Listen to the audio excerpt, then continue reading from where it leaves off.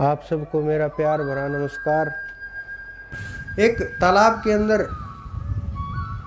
कुछ मछलियां थी। एक मछली जो अपने बुद्धि के साथ चलती थी, विवेक के साथ चलती थी, दूसरी उसकी कॉपी करती थी, तीसरी दूसरी की कॉपी करती थी और तीसरी के बहुत से कॉपी करने वाले थी। सैकड़ों मछलियां थी कॉपी करने वाली। तो एक मछुआरा आया, जाल ले करके आया। उन्होंने जाल मारने से पहले देखा, कुछ हिला करके, कुछ डाल करके मछलियां हैं भी या नहीं हैं। उन्होंने कुछ डाला। डालते ही जो अपने विवेक के आधार के ऊपर मछली चल रही थी, जो जिसको अनुभव था, उसने देखा कि मछुआरा आ गया है और ये छोड़ेगा नहीं, ये ले करके ही जाएगा। उन्होंने एकदम से उछली और बाहर उसके पैरों के अंदर गिर गई। उन्होंने देखा, अरे ये तो बड़ा चमत्कार हो गया, बिना जाल मारे ही किस प्रकार से ये मछली उठी और पैरों के अंदर गिर गई। उन्होंने उसको उठाया और देखा उसको दबा करके कि इसके अंदर तो सांस ही नहीं है, इसका क्या करेंगे मरी हुई का ले जा करके, ये तो सड़ जाएगी तब तक। उसके अंदर विचार पैदा हुआ और बार बार दबा करके देखा कि ये तो मर गई है। उसने उसको दूसरे तालाब के अंदर डाल दिया कि ये तो मर गई है, यहाँ और ख़राब कर देगी। तो दूसरी मछली देख रही थी। उन्होंने सोचा कि जब इसने ऐसा किया, इसकी जान बच गई, क्यों ना मैं भी ऐसा ही कर दूं।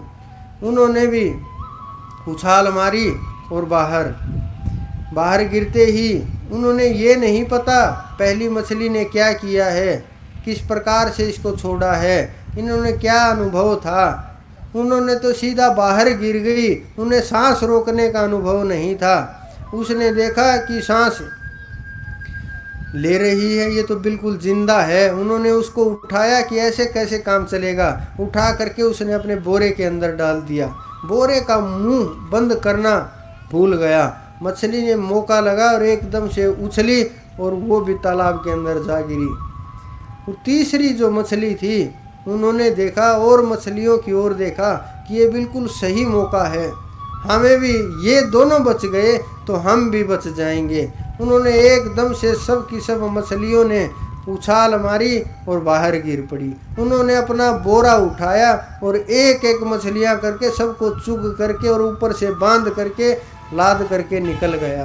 तो ये हालात संसार के हो गए हैं, ये हालात हमारे गुरुओं के हो गए हैं, ये हालात हमारे हो चुके हैं। एक जो जिसको विवेक प्राप्त है, जिसको ज्ञान हो गया है, जिसको अनुभव हो गया है, जिसके ऊपर परमात्मा की कृपा बरस रही है, जिन्होंने अपने को खोज लिया है, जिन्होंने अपने को जान लिया है, जिन्होंने खुद को पहचान लिया है, जिन्होंने अनुभव हो गया है, जिन्होंने तत्वों को जान लिया है, जो एक एक तत्व को जानने वाला है, एक एक चीज़ को जानने वाला है, जिसकी नज़रों से कुछ भी छुपा हुआ नहीं है। इन चरम चक्षुओं से नहीं, ज्ञान चक्षुओं से, इन चरम चक्षुओं से नहीं, दिव्य चक्षुओं से कुछ भी नहीं छुपा हुआ है।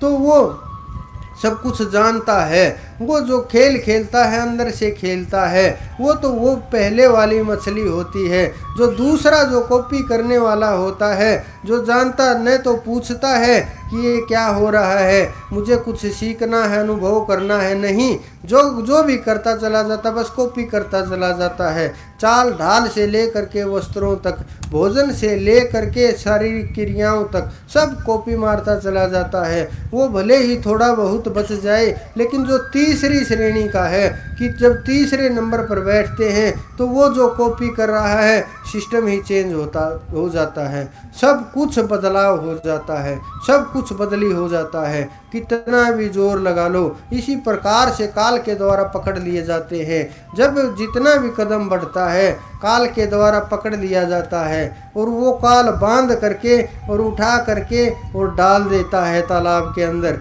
उसी प्रकार बोरे में बंद करके और सारा सब कुछ इकट्ठा करके और ले जाता है और चीर दिए जाते हैं।